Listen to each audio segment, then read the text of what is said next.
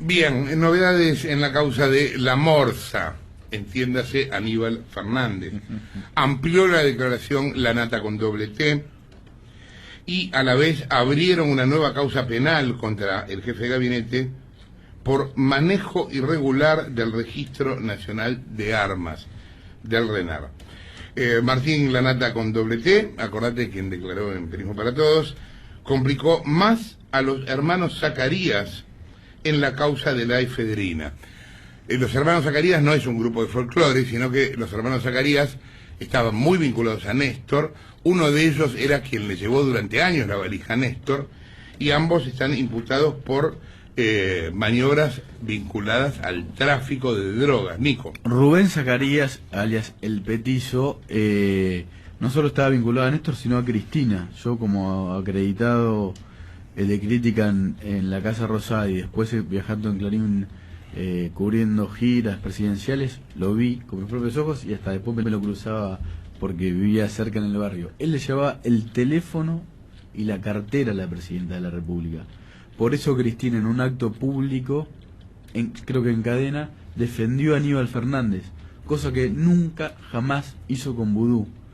Durante todo el tiempo del caso Chicone ni mencionó la palabra Chicone y lo defendió Vudú. Ahora Aníbal Fernández de inmediato salió a defenderlo en este caso. ¿Por qué? Porque el caso llega por lo menos hasta la puerta del despacho presidencial. Ahora, frente a las desprolijidades de Aníbal, Vudú parece a Robert Wagner en La Dulce Destino, ¿no? A ver, te lo diría que frente, y esto, a ver, ¿cómo decirlo?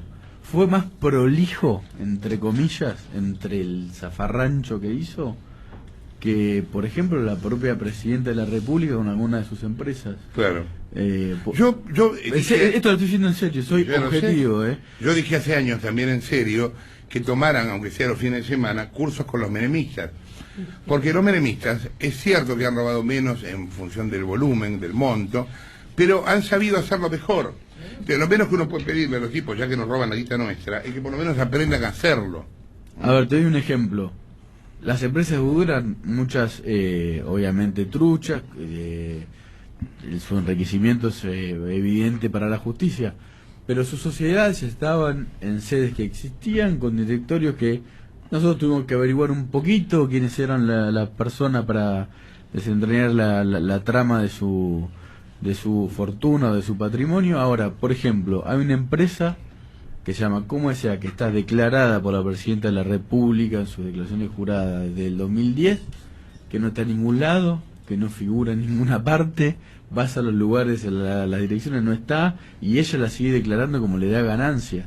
O sea, esto ni... El tema es, señores, aprendan a afanar. Me haces acordar con lo que decís al caso Niembro, que vamos a hoy hablar del asunto. A ver, cuando el caso Niembro salta, uno dice, bueno, a lo mejor es cierto, el tipo era proveedor, bueno, tenía una empresa, ahora salta que en la empresa se constituye 3 días antes de que le den el contrato y que no tiene empleado. Y que solo tiene 2 clientes, Niembro. El gobierno de la ciudad y el Banco Ciudad. Bueno, lo mismo Tesur. Niembro, querido.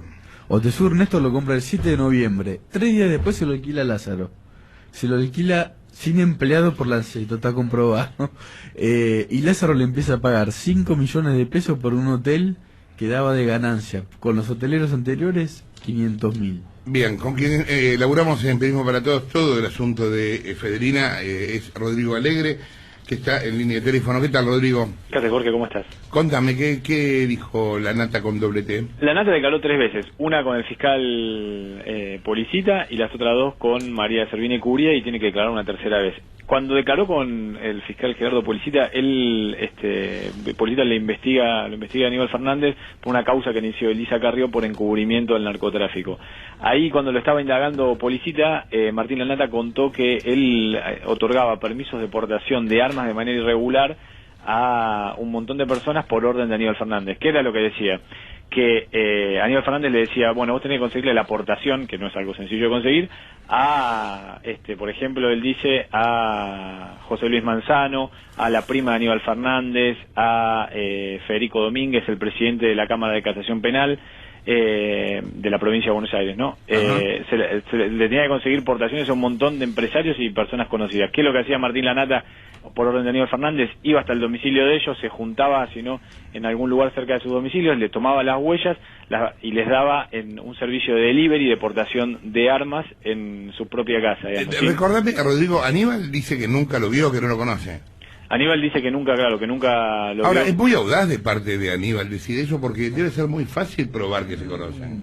Bueno, Aníbal, Martín Lanata en la declaración ante Servini y también ante Policita dice que él tenía un teléfono y da descripciones del teléfono a través del cual se comunicaba con Aníbal Fernández, digamos, y que cuando se junta con Aníbal Fernández le presenta, eso te lo contó vos en la entrevista, a una persona que se llamaba Máximo, que era como una especie de... tipo de la CIDE. Exacto, que era el nexo con el que él se tenía que manejar todo el tiempo. Y ese Máximo, y a veces Aníbal, era el que le daban las órdenes para conseguir estas portaciones, que en ese momento, digamos, el RENAR, el Registro Nacional de Armas, estaba a cargo de Andrés Meissner, un hombre de Aníbal Fernández, y que él hacía todos los... O sea, que él no tenía él operaba en un bar en la calle Bartolomé Mitre de Uruguay. Frente al registro, ¿no? Exacto, frente al registro, y que de ahí operaba y sacaba las portaciones, por lo cual él dice en la causa que cobraba entre 17 y 18 mil pesos por cada aportación, que una parte se la quedaba él y otra parte la daba al Registro Nacional o a Meissner, y que era un servicio VIP, digamos. Obviamente que la persona no se acercaba al registro, claro, digamos, y que él cuenta y dice en la causa en la declaración con Policita que las personas, algunas no sabían ni disparar un tiro, que no sabían usar el arma, y que él hacía certificados como que era instructor de tiro porque todo venía por orden de Aníbal Fernández. Claro. Y decime, ¿en qué contexto aparece no Zacarías en la declaración de Lanata? Cuando vos sabés que Servini de Cubría tiene la investigación por el tráfico de efedrina. Él está declarando por segunda vez ante Servini y él cuenta que Forza, una de las víctimas del triple crimen de General Rodríguez, le dice a él que los Zacarías manejaban todo el tema de la efedrina en el Cedronar, que tenían línea directa, y que Forza a su vez le contó a él que Mario Segovia, que es un personaje que no sé si lo recordás, que es como el rey de la efedrina, que era un hombre de Rosario. Sí, claro, cómo no. Sí. Bueno, que Segovia se proveía de efedrina a través de los hermanos Zacarías. Los hermanos Zacarías son, como contaba Nico recién, son 4, hay 2, uno se llama Miguel Zacarías, que era el secretario de José Granero, que era el que estaba a cargo del Cedronar, que es el organismo que te habilitaba la compra o te rechazaba la compra de efedrina. Y después está Máximo, que trabajaba en el PAMI, y tenían, lo que tiene Servini es llamados telefónicos entre los Zacarías y la Casa Rosada. Cada vez que se aprobaba un cargamento de efedrina en el Cedronar, inmediatamente había comunicaciones de los teléfonos de Máximo y de Miguel con la Casa Rosada, por lo menos con 4 dependencias: Jefatura de Gabinete, la Casa Militar y el área de comunicaciones. Por lo menos son unas 20 llamadas aproximadamente. Y lo que tiene Servini de Cubría más o menos cerrado son ese circuito de que se aprobaba un cargamento, se aprobaba, digamos, el ingreso de efedrina, y inmediatamente había llamadas telefónicos. Los Zacarías están imputados, todavía no están procesados. Es posible que en los próximos días, en las próximas semanas, finalmente la jueza Servini de Cubría los procese, y es en ese marco que Lanata, cuando declara por segunda vez ante la jueza, cuenta que los Zacarías tenían una línea directa para la importación y la habilitación de efedrina con el resto de los empresarios, que después le vendían esa efedrina a los mexicanos. Rodrigo, el teléfono que aporta Lanata, con el que hablaba con Aníbal, es una novedad muy importante, ¿no? Porque hasta ahora se sabía que había un teléfono de Aníbal con otro colaborador que trabajaba con Lanata, pero no directamente con él, ¿no?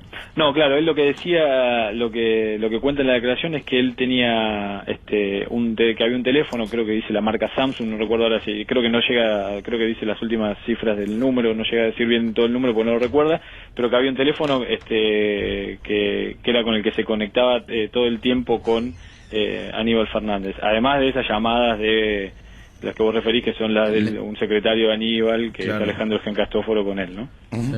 Gracias, Rodrigo, un abrazo. Rodrigo Alegre, periodista de PPT, que estuvo laburando con nosotros el tema Martín Lanata, la morsa Aníbal Fernández y demás. Son las 10:56.